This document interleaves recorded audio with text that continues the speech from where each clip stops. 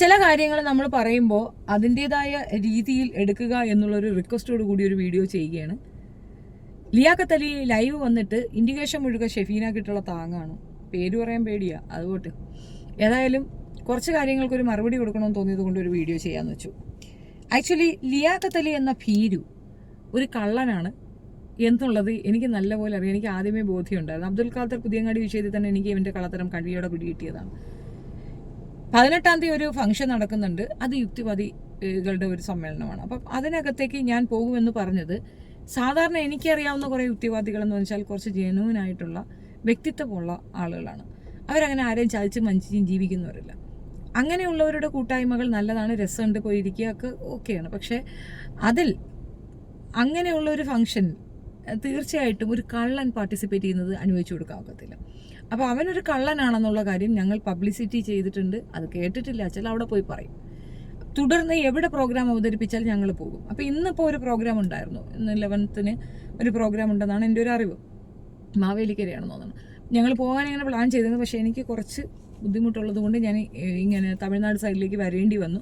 And then എനിക്ക് കുറേ അധികം കാര്യങ്ങൾ ഇവിടെ ചെയ്തു തീർക്കാനുള്ളത് കൊണ്ട് എനിക്ക് നാളെ അങ്ങോട്ട് പോകാൻ പറ്റും. അപ്പം എൻ്റെ കുറച്ച് ബുദ്ധിമുട്ട് കാരണമാണ് ഞങ്ങൾക്ക് അവിടെ പോകാൻ പറ്റാതിരുന്നത്. മാത്രമല്ല നമ്മൾ കേസിൻ്റെ കാര്യത്തിൽ നമ്മൾ കേസൊക്കെ കൊടുക്കാതെയൊന്നും നമുക്ക് അങ്ങനെ പോയി ഒരിടത്ത് പോയി സമരത്തിൻ്റെ കാര്യമില്ല. നമ്മൾ ജനുവിനായൊരു കാര്യമാണ് പറയണത്. കാരണം 5 ലക്ഷം രൂപ ഒരു പാവപ്പെട്ട മനുഷ്യൻ്റെ പറ്റിച്ചിട്ടുണ്ട്.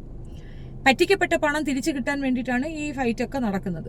മര്യാദയ്ക്ക് പൈസ തിരിച്ചു കൊടുത്താൽ തീരാവുന്ന പ്രശ്നമേ ഉള്ളൂ. ലിയാഖത്ത് അലി കൊടുക്കത്തില്ല എന്ന് വെച്ചാൽ അവൻ്റെ ഭാര്യയ്ക്കും മക്കൾക്കും തിന്നാനുള്ള പൈസ അവൻ ജോലി ചെയ്തല്ല ഉണ്ടാക്കുന്നത്. അവൻ ഇതുപോലുള്ള കുഴിത്തുരുമ്പ് കാണിച്ചാണ് അതിൽ കൂടിയാണ് പൈസ ഉണ്ടാക്കുന്നത്. അപ്പം ആ പണം തിരിച്ചു കൊടുക്കുക എന്ന് പറയുന്നത് അവനെ കൊല്ലുന്നതിന് തുല്യമാണ്. അപ്പം അതിനവൻ എന്ത് ചെയ്യും? അവിടെ വരുന്നവരെയൊക്കെ അപമാനിക്കുന്ന രീതിയിൽ ഒരു സ്റ്റേറ്റ്മെൻറ്റ് പറഞ്ഞിട്ടുണ്ട്. അവൻ പറഞ്ഞത് അവിടെ പന്നികൾ വരുമെന്നാണ്. അതിപ്പം ജബ്ബാർ മാഷ് ഉൾപ്പെടെയുള്ളതൊക്കെ പന്നികളായിരിക്കും. I don't know. ഞാൻ പറഞ്ഞില്ല, അതിനകത്ത് എനിക്ക് ഒരാളോട് മാത്രമേ ഒരു കുറച്ച് സോഫ്റ്റ് കോർണർ ഉള്ളൂ. ബാക്കിയുള്ളവരൊക്കെ പന്നികളായതുകൊണ്ടായിരിക്കും അവൻ്റെ ആ വാക്കും കേട്ട് അവിടെ ഇരുന്നത്. അപ്പം പന്നികൾ വരും അവന് പ്രശ്നം ഉണ്ടാക്കാനെന്നാണ് പറഞ്ഞത്. അവിടെയുള്ള ബാക്കിയുള്ളവരൊക്കെ പന്നികളായിരിക്കും. അവൻ്റെ വീട്ടിൽ അവൻ്റെ ഉമ്മായും പാപ്പായും അവൻ എന്ത് വിളിക്കണോ അതൊക്കെയാണ് അവൻ നാട്ടുകാരെ വിളിക്കുന്നതെന്നാണ് എനിക്ക് മനസ്സിലായത്. എനിവേ, തെറിയൊന്നും വിളിക്കാത്ത ലിയാഖത്ത് അലി നാട്ടിലുള്ളവരെയൊക്കെ പന്നി എന്ന് വിളിക്കുന്നു. പ്രത്യേകിച്ച് കൂടെ പ്രോഗ്രാം പാർട്ടിസിപ്പേറ്റ് ചെയ്യാൻ വന്ന മനുഷ്യരെയൊക്കെ പന്നി എന്ന് വിളിക്കുന്നു. ഇവൻ പുലിയാണോ? ശരിയായിരിക്കും. അവൻ്റെ ഉമ്മ പണ്ട് പുലിയുടെ കൂടെ കണ്ട് ഉറങ്ങിക്കാണോ, അതാണ് പുലിയായിട്ട് ജനിച്ചത്. എന്ത് വാഴയാകട്ടെ, അതൊരു വിഷയം. രണ്ടാമത് KPO ക്ലബ് ഹൗസ് എന്ന മീഡിയയിൽ ഏറ്റവും കൂടുതൽ ചർച്ചകളിൽ ഏർപ്പെട്ടിരുന്ന ഒരു വ്യക്തിയാണ് KPO. ഇപ്പം ഞാൻ KPO പരിചയപ്പെടുന്ന സമയത്ത് ഞാൻ വളരെ വൈകാരികമായി വല്ലാണ്ട് വയലൻ്റായി നിൽക്കുന്ന സ്റ്റേജിലാണ് പുള്ളി ഞാനുമായിട്ട് സംസാരിച്ചിട്ടുള്ളത്. അപ്പോൾ പുള്ളി ഞാനും സമയത്ത് ഈ ഹൂറന്മാരുടെ ഇഷ്യൂ ആണ് വഴക്കുണ്ടായത്. അപ്പോൾ പിന്നീട് എന്നോട് ചോദിച്ച 2-3 ചോദ്യത്തിൽ എനിക്ക് ഉത്തരം മുട്ടി എന്നുള്ളത് വാസ്തവമാണ്. അപ്പോൾ ഉത്തരം മുട്ടാത്ത യുക്തിവാദികളുണ്ടെങ്കിൽ തിരിച്ചു പറഞ്ഞാൽ മതി. ഇപ്പം നമ്മുടെ ഒരു സാമൂഹിക വ്യവസ്ഥയ്ക്ക് അനുസരിച്ചിട്ടായിരിക്കുമല്ലോ നമ്മുടെ മതനിയമങ്ങളൊക്കെ വന്നിട്ടുണ്ടാവുക. അക്കാലഘട്ടത്തിലുള്ള സാമൂഹിക വ്യവസ്ഥയ്ക്ക് അനുസരിച്ചിട്ട് അന്നത്തെ നിയമവശങ്ങൾ ഉണ്ടായിരുന്നിരിക്കുക. അത് പടച്ചവൻ പറഞ്ഞതാണ് എന്നുള്ളതാണ് വിശ്വാസവും. അപ്പോൾ എനിവേ അതിലേക്കൊന്നും ഞാൻ പോകുന്നില്ല. ബട്ട് ഡെപ്തിൽ കുറേ കാര്യങ്ങൾ ചിന്തിക്കാൻ KPO പറയുമ്പോൾ ശരിയാണെന്ന് എനിക്കും ഫീൽ ചെയ്തു. ഞാൻ വേണമെങ്കിൽ ഒരു ഉദാഹരണം പറയാം. സിമ്പിളാണ്. ചിലർക്ക് അത് ഇഷ്ടപ്പെടത്തില്ല. എനിക്ക് മനസ്സിലായി. എൻ്റെ ബോധ്യങ്ങളാണ് പറയുന്നത്. ഈ ഹൂറന്മാരെ കാര്യം പറയുന്നത് 72 ഹൂറിമാരെ കിട്ടും എന്നാണ് പറയുന്നത്. ഓഫ്കോഴ്സ് ആ ഒരു കാലഘട്ടത്തിൽ ഒരു പെണ്ണ് ഒരു വിവാഹം കഴിക്കും, ഒരു പുരുഷൻ്റെ ഒപ്പം തന്നെ ജീവിക്കും. അല്ലാതെ ഒരേ സമയം 3-4 പേരെ വയ്ക്കാൻ പാഞ്ചാലി സിസ്റ്റം നമ്മുടെ കമ്മ്യൂണിറ്റിയിൽ ഉണ്ടായിരുന്നില്ല. അതുകൊണ്ട് തന്നെ ആണുങ്ങൾ അങ്ങനെയല്ല. പക്ഷെ അവർ 4 കല്യാണം കഴിക്കാം. 4-ൽ കൂടുതൽ പെണ്ണുങ്ങളെയും വെച്ചുകൊണ്ടിരിക്കുന്നവരും ഉണ്ട്. ഐ മീൻ, അതായത് ഇപ്പം 4 വിവാഹം കഴിക്കാൻ മാത്രമേ അവർക്ക് നിയമമുള്ളൂ. അപ്പോൾ 5ാമതൊരു വിവാഹമാണെങ്കിൽ ആദ്യത്തെ ഭാര്യയെ ഡിവോഴ്സ് ചെയ്തിട്ട് വിവാഹം കഴിക്കും. അപ്പോൾ അവർക്ക് അങ്ങനെ ഒരു ഇതുണ്ട്. അത് നല്ലൊരു കോസിന് വേണ്ടി പറഞ്ഞിട്ടുള്ളൊരു കാര്യം. പലരും അത് വളച്ചൊടിച്ച് വേറെ രീതിയിലേക്ക് കൊണ്ടുപോകുന്നു. ആണുങ്ങൾ കുറവായ ഒരു കാലഘട്ടത്തിൽ പെണ്ണുങ്ങൾ ഒരുപാടുള്ള സമയത്ത് അവർക്ക് വിവാഹം മൂലം അവർക്ക് അവരെ പ്രൊട്ടക്റ്റ് ചെയ്യാനുള്ളൊരു അതാണ് ആ രീതിയാണ് ഞാൻ മനസ്സിലാക്കിയിട്ടുള്ളത്. ഈ വിഷയം എന്താന്ന് പറഞ്ഞു കഴിഞ്ഞാൽ, സ്വർഗത്തിൽ ഹൂറന്മാരെ കിട്ടത്തില്ല, നമുക്ക് കിട്ടത്തില്ല. ഇതൊരു പാകിസ്ഥാനി പെണ്ണൊരു ചാനലിരുന്ന് ചോദിച്ച ചോദ്യമാണ്. എനിക്ക് ഈ കൺഫ്യൂഷൻ അവൾ ചോദിച്ചപ്പോൾ ഉണ്ടായിരുന്നു. ശരിയാണല്ലോ, നമുക്കെന്താ ഹൂറന്മാരില്ലാത്തതെന്ന്. ഞാൻ ചോദിക്കട്ടെ, ഇവിടെ ഒരു പെണ്ണിൻ്റെ അടുത്ത് ഒരു 72 ഹൂറന്മാരെ തരാമെന്ന് പറഞ്ഞാൽ ഏതെങ്കിലും ഒരു പെണ്ണ് സ്വീകരിക്കും? തയ്യാറാവുമോ? പാഞ്ചാലി തയ്യാറാവുമായിരിക്കും. കാരണം അവർക്ക് 5 കല്യാണം വേണമായിരിക്കും. വേറെ ഏതെങ്കിലും പെണ്ണ് തയ്യാറാക്കും? നമ്മുടെ സമയ വ്യവസ്ഥ വിടുക. ഇപ്പോൾ ഇവിടുത്തെ ഒരു വ്യവസ്ഥ ഇങ്ങനെയാണല്ല. 2 കല്യാണം, 2 ആണുങ്ങളെ കല്യാണം കഴിച്ച ഒത്തിരി പേരുണ്ട്. പക്ഷെ ഒരു നോർമൽ പെണ്ണ് 2 ആണുങ്ങളെ കൂടെ ജീവിക്കാൻ ആഗ്രഹിക്കുമ്പോൾ എനിക്ക് തോന്നുന്നില്ല. പേഴ്സണലി പറയണമെങ്കിൽ എനിക്ക് ഒരിക്കലും തോന്നത്തില്ല. അങ്ങനെ തോന്നാത്തടത്ത് എനിക്ക് 72 വരെ എന്തിനും നോക്കിക്കൊണ്ടിരിക്കാനാ? അപ്പോൾ നമുക്ക് ആ പറയുന്ന ഒരു ഭാഗം, അതായത് ഞാനിത് വായിച്ചിട്ടുള്ളത് യാസീനിലാണ്, അതിനകത്തൊരു ഭാഗമുണ്ട്, നിനക്ക് ഇഷ്ടപ്പെട്ട നിന്റെ ഇണയ്ക്കൊപ്പം അവിടെ സന്തോഷമായി ഇരിക്കാനുള്ളൊരു അവസരം ഞാൻ ഒരുക്കും, നീ അതുപോലെ സത്യവിശ്വാസിയായി ജീവിക്കുകയാണെങ്കിൽ എന്നാണ് പറഞ്ഞിട്ടുള്ളത്. അത് നല്ലൊരു കാര്യമല്ലേ, സൂപ്പർ പരിപാടിയല്ലേ. എനിക്ക് എൻ്റെ ഇണയെ അവിടെ കിട്ടുന്നതാണ് ഇഷ്ടം. അങ്ങനെയല്ലേ നമ്മൾ പറയുക, ഒരാൾ മരണപ്പെട്ടാൽ അദ്ദേഹം വെയിറ്റ് ചെയ്യും അദ്ദേഹത്തിൻ്റെ ഇണയ്ക്ക് വേണ്ടി എന്നല്ലേ പറയുക. അതങ്ങനെയാണ്. അപ്പോൾ അതാണ് പെണ്ണുങ്ങളും ആഗ്രഹിക്കുക, ഞാൻ അങ്ങനെയാണ് ആഗ്രഹിക്കുക. ഇപ്പം ലിയാഖത്ത് അലി ആൻഡ് ടീംസ് അങ്ങനെയല്ലെന്ന് തോന്നുന്നു, 72 കുറികളാണ് ആഗ്രഹിക്കുന്നതെന്ന് തോന്നുന്നു. എന്താണെന്ന് ചെയ്താലും പല പ്രാവശ്യവും പല രീതിയിൽ പറഞ്ഞതാണ്, ഒരു കാലഘട്ടത്തിൽ ആ രീതിയിൽ അതപ്പതിച്ച് നടന്നൊരു സമൂഹത്തിന് നേർവഴിക്ക് കൊണ്ടുവരാൻ വേണ്ടിയിട്ടുള്ള ചില നിയമങ്ങൾ അവർക്ക് മനസ്സിലാകുന്ന രീതിയിൽ അവതരിപ്പിക്കാൻ അവരുടെ ഭാഷയിൽ സംസാരിക്കുമ്പോൾ ആ ടൈം വരും എന്നതിനപ്പുറം അതൊരു വൾഗാരിറ്റി ആണെന്ന് പറയുന്നവർ എല്ലാത്തിലും ഉണ്ടല്ലോ. ഉർവശി രംഭ വേനകത്തിലെ താഞ്ചര കുഞ്ചര അതിനകത്തും ഉണ്ടല്ലോ. അപ്പം എല്ലാത്തിലും ഉണ്ട്. അതെന്തുകൊണ്ടെന്നാൽ ഇവിടെ വ്യഭിചാരം കാണിക്കാതിരിക്കുക, അതിന് അവർക്ക് അവിടെ അങ്ങനെ ഒരു കൺസെഷൻ ഉണ്ട് എന്ന് പറയുമ്പോൾ അത് മര്യാദയ്ക്ക് ജീവിക്കും, അത്രേ ഉള്ളൂ. പിന്നെ അവിടെ പോയിട്ട് വന്നവരാരെങ്കിലും ഉണ്ടെങ്കിൽ അവർ പറയട്ടെ, അപ്പോഴും നമുക്കതിന് ഒരു കൺഫ്യൂഷൻ അല്ലെങ്കിൽ അതിനൊരു കോംപ്ലിക്കേഷൻ വരുമ്പോൾ നമുക്ക് സംസാരിക്കേണ്ട ആവശ്യമുള്ളൂ. അപ്പം വിഷയത്തിലേക്ക് വരാം. ഇതിനെയൊക്കെ വലിയൊരു ഡിബേറ്റ് വയ്ക്കുന്ന ആൾക്കാരാണ്. ഇനിയിപ്പോൾ എൻ്റെ അടുത്ത് ഇപ്പോൾ വരും, നിങ്ങൾ ഇങ്ങനെയാണെങ്കിൽ അങ്ങനെ ഒരു വാഴത്തണ്ടും ചോദിച്ചിട്ട് ഇങ്ങോട്ട് വരണ്ട. മര്യാദയ്ക്ക് ഒരു ആയത്ത് പറഞ്ഞ് ഇതിൻ്റെ പ്രശ്നം ഇതാണെന്ന് പറഞ്ഞ് ഐ ഹാവ് എക്സ്പ്ലനേഷൻ. നമ്മുടെ വ്യവസ്ഥയ്ക്ക് അനുസരിച്ചിട്ടുള്ള ജീവിത രീതികൾ തുടർന്നു കൊണ്ടുപോകാൻ ഏത് മതമാണോ ആ മതം സ്വീകരിച്ച് അല്ലെങ്കിൽ അതുമായി മുൻപോട്ട് പോകുന്ന തർക്കമൊന്നുമില്ല. ഇനിയിപ്പോൾ എനിക്ക് എൻ്റെ ഉമ്മായും വാപ്പായും തന്നതാണ് ഈ മതം, ഞാൻ ആ മതവിശ്വാസം ഉപേക്ഷിക്കാൻ തയ്യാറല്ല. ഈ മതവാദവും മതപ്രസംഗവും മതം ഉപേക്ഷിച്ചു എന്ന് പറയുന്ന ഇവരൊക്കെ തന്നെ കുടുംബക്കാരുടെ അടുത്ത് മതത്തിൽ നിന്ന് പുറത്തു വരാൻ പറഞ്ഞിട്ടില്ല. വാട്ട് കൈൻഡ് ഓഫ് യുക്തിവാദം ഈസ് ദാറ്റ്? നിങ്ങൾക്ക് യുക്തിവാദം വന്നു, നിങ്ങളുടെ മക്കൾക്ക് യുക്തിവാദം വരണ്ടേ? അപ്പം ഇനിയിപ്പോൾ അടുത്ത ഡയലോഗ് വരും, അത് അവരൊരു പിന്നെ വ്യക്തികളാണെന്ന്. ആണോ? പിന്നെ ആർക്ക് കേൾക്കാൻ വേണ്ടിയിട്ടായിരുന്നു പ്രസംഗിക്കുന്നത്? ആദ്യം നിങ്ങൾ നിങ്ങളുടെ വീട്ടുകാരെ യുക്തിവാദികളാക്കും. ലിയാഖത്ത് അലിയുടെ പിന്നെ 13 വയസ്സുള്ള പോക്സോ പെണ്ണുമ്പോൾ എന്ന് ഇതിട്ടിട്ടുണ്ടായിരുന്നു, വീഡിയോ ഇട്ടിട്ടുണ്ടായിരുന്നു. അതിനകത്ത് ഉമ്മച്ചിയെ കാണിക്കുന്നു, ബാപ്പച്ചിയെ കാണിക്കുന്നു, കുടുംബത്തെ മുഴുക്ക കാണിക്കുന്നുണ്ട്. ആ തള്ളയ്ക്കൊന്നും യുക്തിവാദം വരണ്ടേടാ, നീ അവരെയൊക്കെ ഒന്ന് യുക്തിവാദിയാക്ക്, അപ്പോൾ കൊള്ളാം. അല്ല നീ മാത്രം യുക്തിവാദിയായി നടന്നിട്ട് എന്തൊരു കാര്യം? പിന്നെ നിന്റെ വീട്ടിലുള്ള ഫ്രോഡുകളാണെന്ന് അറിയാം. എന്തെന്നറിയാമോ? ഒന്നാമത്തെ കാര്യം എന്തെന്ന് പറഞ്ഞു കഴിഞ്ഞാൽ, സദക്കത്തുള്ള എന്ന് പറഞ്ഞിട്ട് ഒരുത്തനെ കൊണ്ട് നമ്മളെ വിളിപ്പിച്ചു, പച്ചത്തെറിയണം എന്നെ വിളിച്ചിട്ടുള്ളത്. എനിക്കറിയാം നീ പെറ്റീഷനും കേസും ഒക്കെ കൊടുക്കുന്നു. അപ്പോൾ സദക്കത്തുള്ളയെ ഞാൻ പിടിച്ചകത്താക്കും. കാരണം 800 പേരടങ്ങുന്ന ഒരു ഗ്രൂപ്പിൽ കയറി വന്ന് ഷെഫീന ബീവി എന്ന എന്നെ ഫ്ലവറി മോളെ എന്ന് വിളിച്ചിട്ട് പോയ നാറിക്കെതിരെ ഞാൻ കേസ് കൊടുക്കാത്തത് നീ കൊടുക്കാൻ കാത്തിരിക്കുന്നു. എനിക്ക് ചിലവാക്കാൻ നീ കൊടുക്ക്, ഞാൻ പ്രതിയായിട്ട് വരും. അവിടെ എനിക്ക് സംസാരിക്കാനുണ്ട്. നിന്റെ ഈ സദക്കത്തുള്ള അകത്ത് പോകുന്നത് ഇന്ത്യൻ നിയമവ്യവസ്ഥയിൽ ഞാൻ കാണിച്ചു തരാം. പിന്നെ രണ്ടാമത്തെ കാര്യം, ഇവൻ ഭയങ്കര ഭക്തനാണെന്നൊക്കെ വന്നുകൊണ്ട് പറയുന്നുണ്ട്. നീ ഭക്തനല്ല എന്ന് ആ ഒരൊറ്റ വേർഡിൽ മാറി. ഒരു ഇസ്ലാമും പെണ്ണുങ്ങളെ തെറി വിളിക്കില്ലടാ. സ്ത്രീകളെ തെറി വിളിക്കുന്നവൻ ഇസ്ലാമേ അല്ല.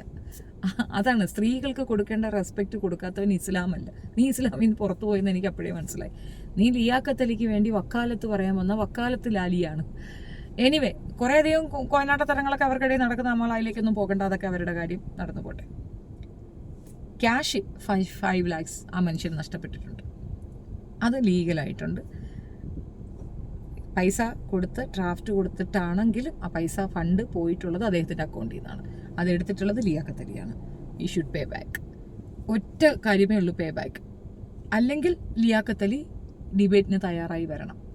ഡിബേറ്റിന് തയ്യാറായി വരാതെ നിഷേധാത്മകമായി പറഞ്ഞ് പറ്റിച്ചതുകൊണ്ട് തന്നെ 5 lakhs ഡിസേർവ് ചെയ്യുന്ന മണിയല്ല, ആ പൈസ തിരിച്ചു കൊടുക്കണം. നാട്ടുകാരെ പണം തിന്ന് ജീവിക്കുന്ന വെറും ഒരു നാറിയായ ലിയാഖത്ത് അലിക്ക് നാണമില്ലാത്തത് കൊണ്ടാണ് ഇനിയും അതിനകത്ത് ഊന്നി പിടിച്ച് നിൽക്കുന്നത്. ഒരല്പം പോലും ബോധമില്ലാതെ വീണ്ടും വീണ്ടും താൻ ചെയ്ത തെറ്റിനെ ശരി എന്ന് ന്യായപ്പെടുത്തി കൊണ്ടുവന്നത്. മുഹമ്മദ് നബിയുടെ വിവാഹവും അതിനോടനുബന്ധിച്ചിട്ടുള്ള സംഗതികളും എക്സ്പ്ലെയിൻ ചെയ്തുകൊണ്ട് വരൂ എന്ന് പറഞ്ഞു. Exactly, you are there. നീ ഇതാണ്, നീ ഇത് തന്നെയാണ്. അത്രേ എനിക്കും പറയാനുള്ളൂ. ഇനി എനിക്ക് ചോദിക്കാനുള്ളത്, പോക്സോ തള്ളയുടെ തള്ളയും ഈ കാര്യം കേൾക്കണം. കാരണം നിന്റെ ഉള്ളിലുള്ള ആ വൈകൃതം എന്താണെന്ന് അവരും കൂടെ അറിയണം. നീ ഒരു ഭയങ്കര യുക്തിവാദിയാണ് എന്നുള്ള നാടകമല്ല, നീ ഒരു വെറും ഭീകരവാദിയാണ് എന്നുള്ളത് തെളിയിക്കാൻ ഇത് ഉപകരിക്കും. എക്സാമ്പിൾ, പെണ്ണ് കേസുകൾ യുക്തിവാദികൾക്കാണ് കൂടുതൽ. പെണ്ണുങ്ങളെ തെറി വിളിക്കുക യുക്തിവാദികളാണ്. കഞ്ചാവ് കേസ്, തോന്നിവാസം, ഈ സർവത്രവും വരുന്നത്, അമ്മയെ വെട്ടിക്കൊല്ലുന്നതൊക്കെ യുക്തിവാദികളാണ്. പെണ്ണ് അമ്മയ്ക്കൊപ്പം ഉറങ്ങണമെന്ന് ചിന്തിക്കുന്നത് യുക്തിവാദികളാണ്. മൊത്തത്തിൽ മതവാദികളെ കൊണ്ട് ഒരു ശല്യവും ഇല്ലാത്ത രാജ്യത്ത് ഏറ്റവും കൂടുതൽ ശല്യമായിട്ടുള്ളത് യുക്തിവാദികളാണ്. ഇനി യുക്തിവാദികൾ എൻ്റെ തലയിൽ കയറാൻ വരണ്ട, നിങ്ങളെയല്ല ഞാൻ പറഞ്ഞത്, കപട യുക്തിവാദി എന്ന ഇവറ്റകളെ, എച്ചിൽ മുസ്ലിം എന്ന ഈ മലഗുരുപ്പുകൾ, ഇവന്മാരാണ് ശരിക്ക് പറഞ്ഞാൽ കള്ളന്മാർ. അപ്പം അവരുടെ യഥാർത്ഥ മുഖം നിങ്ങളുടെ മുന്നിലേക്ക് തുറന്നു കാണിക്കണം. ഇപ്പം നമുക്ക് ഒരുപാട് യുക്തിവാദി പിന്നെ ഗ്രേറ്റ് പേഴ്സണാലിറ്റീസ് ഇവിടെ ഒരുപാട് പേരുണ്ട്. സുമനൻ സാറൊക്കെ ഗ്രേറ്റ് ആണെന്ന് പറയും. കാരണം സമൂഹത്തിൽ നടക്കുന്ന അസമത്വങ്ങൾ, അരാജകത്വങ്ങൾ, അന്യായങ്ങൾ, അതിനെയൊക്കെ ചോദ്യം ചെയ്യുക, അതിനൊക്കെ എതിരെ സംസാരിക്കുക എന്നുള്ളതായിരുന്നു പുള്ളി കൊണ്ടുവന്ന ഒരു സിസ്റ്റം. ഞാൻ പറഞ്ഞുതരാം. ഒരു ക്ഷേത്രത്തിൽ തീണ്ടാത്തുണി വിൽപ്പന ഉണ്ടായിരുന്നു. ഭയങ്കര പൈസയാണ് അതിന്. എന്ന് വെച്ചാൽ ദേവിക്ക് മെൻസസ് ആവും, ആ തുണി വെച്ചാൽ എന്തൊക്കെയോ ഭയങ്കര അത്ഭുതം നടക്കും, ഭയങ്കര സംഭവം നടക്കും എന്നൊക്കെ പറഞ്ഞിട്ട് ആ തുണി കൊണ്ടുവന്ന് അലമാരി വെക്കാൻ വേണ്ടിയിട്ട് എല്ലാ മാസവും മെൻസസ് ആവുന്ന ദേവിയുടെ കയ്യിൽ നിന്ന് ആ സാരി വാങ്ങിക്കാൻ ലിസ്റ്റ് ഇട്ട് വെയിറ്റ് ചെയ്ത് നിൽക്കുന്ന ഒരു രീതി ഉണ്ടായിരുന്നു. അതിനെതിരെ സുമനൻ സാർ കൊണ്ടൊരു പെറ്റീഷൻ കൊടുത്ത് 8 നിലയെ പൂട്ടിപ്പോയി. ഇപ്പോൾ രഹസ്യമായിട്ട് നടക്കുന്നുണ്ടെന്ന് അറിയണേ. പരസ്യമായിട്ടുള്ള ഈ തീണ്ടാത്തുണി വിൽപ്പന അങ്ങ് നിന്നു.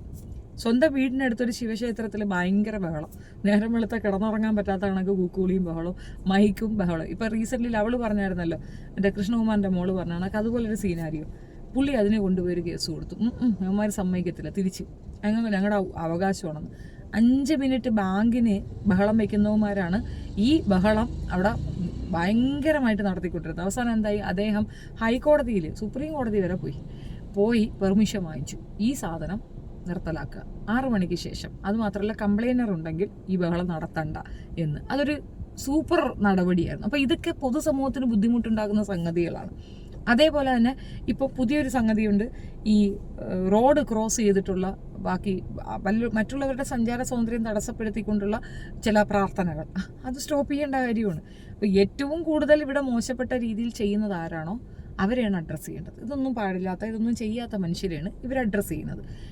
അവർക്കെതിരെ കൊണ്ടുവരാൻ ഉദ്ദേശിക്കുന്ന നിയമങ്ങളൊക്കെ തന്നെ ഇവർക്ക് തിരിച്ചടിയാവുകയും ചെയ്യുന്നുണ്ട്.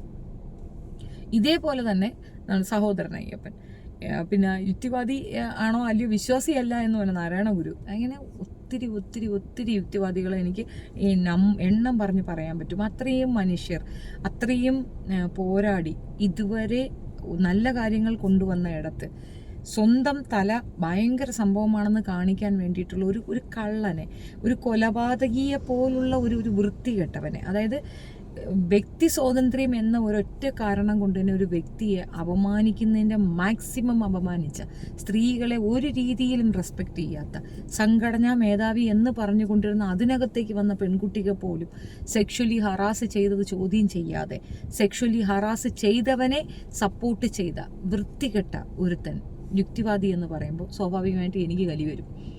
കാരണം എൻ്റെ സുഹൃത്തുക്കൾ മിക്കവാറും യുക്തിവാദികളാണ്. അവർക്കത് താങ്ങാൻ പറ്റുമെന്ന് എനിക്ക് തോന്നുന്നില്ല.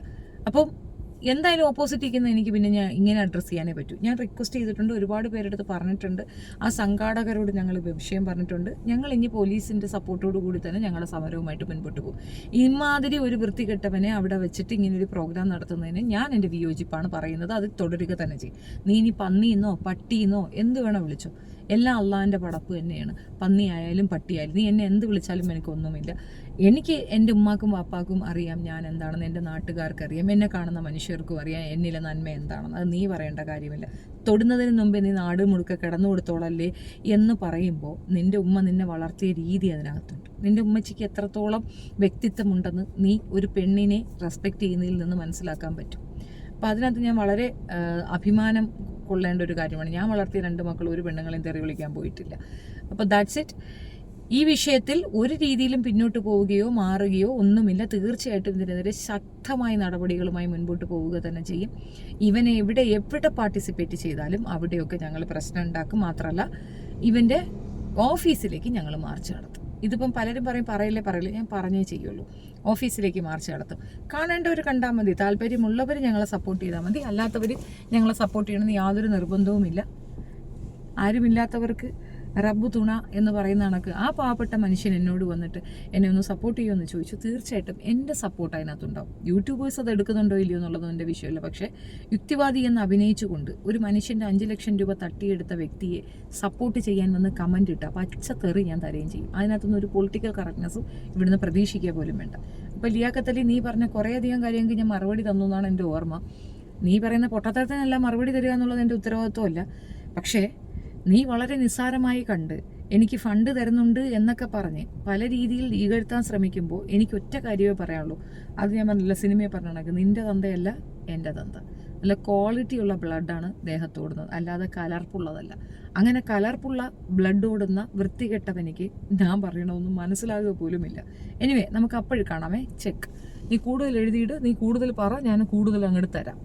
ചെല്ല്. ആദ്യം പോയി നിൻ്റെ തള്ള, അതായത് പോക്സോ തള്ള, അവൾക്ക് ആദ്യം യുക്തിവാദം പറഞ്ഞു പോടാ ഇറങ്ങി.